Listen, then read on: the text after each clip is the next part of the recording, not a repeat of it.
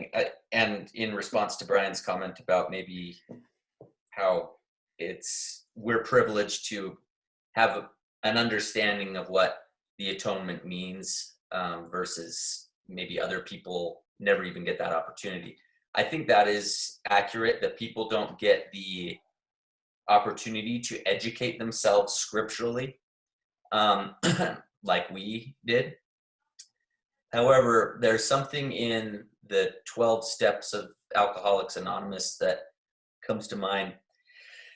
In step 2 of Alcoholics Anonymous, the step 2 is come to believe that a power greater than ourselves can restore us to sanity.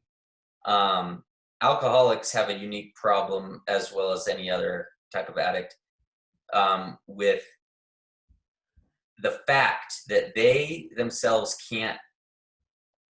cannot stop, and they cannot, no matter what they try to do, they cannot release the shame that they feel, nor stop the behavior that has led them to that hellish state of shame. And so in Alcoholics Anonymous, a lot of these meetings, I went to actually one of the original meetings out in Nashville with this guy that was like 40 something years sober, really, really cool guy, Scott Lee. I know it's anonymous, but he's all over the internet, so it's fine. And something that they say is coming up with your own concept of God is essential to recovery, and essential to coming to believe that a power greater than yourself can restore you. And so a lot of us in the LDS faith, in particularly an affluent area such as Alpine or Highland, we were taught what God or who God is according to our parents' understanding, according to our leaders' understanding. And we never came up with a conception of God that was personal to us.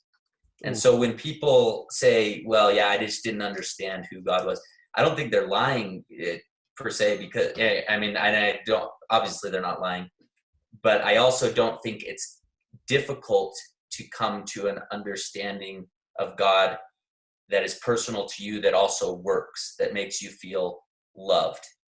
I don't think that takes, a theologian or a scripture master to necessarily acquire. I think God's love is a personal thing, and it doesn't need to be an education. I think that people can get to the point, whether it be through a rock bottom that's just hell, or through just humble petition, through prayer or meditation. I think people can come to a personal God that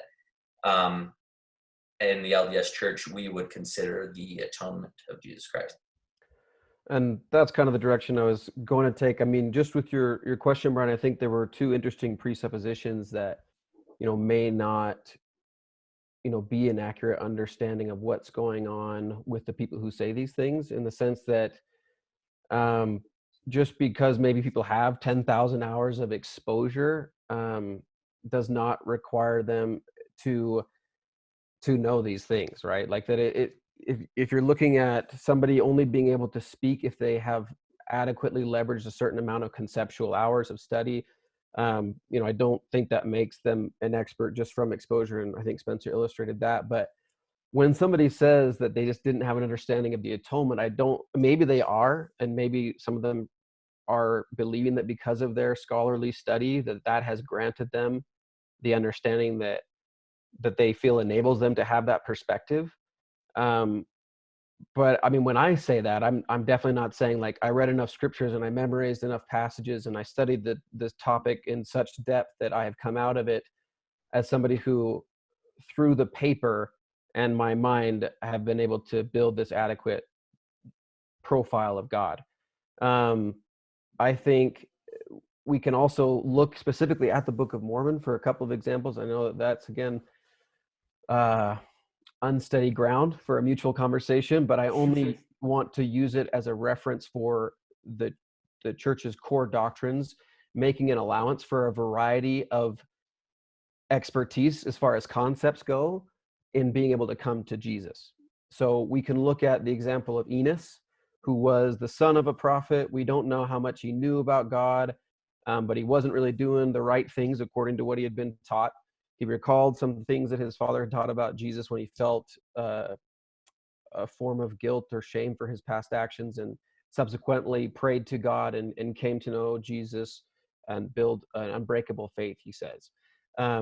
Alma the Younger, who was also the son of a prophet, who actively went against the church and had a similar experience of remembering the words that had been taught and then crying out to Jesus and receiving a remission of his sins.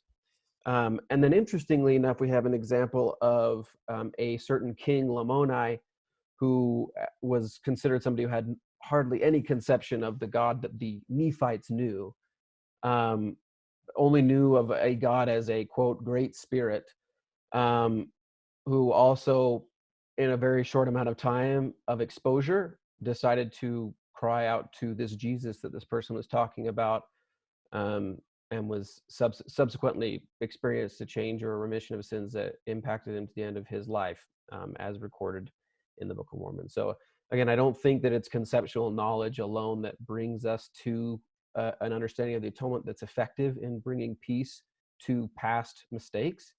And I just continually think about the scripture from the New Testament, John 17:3, that says, "This is life eternal, that they might know thee, the only true God, and Jesus Christ whom thou hast sent." So again, a focus on a relationship with God, a relationship with a higher power, more than an understanding of that higher power conceptually. Sure.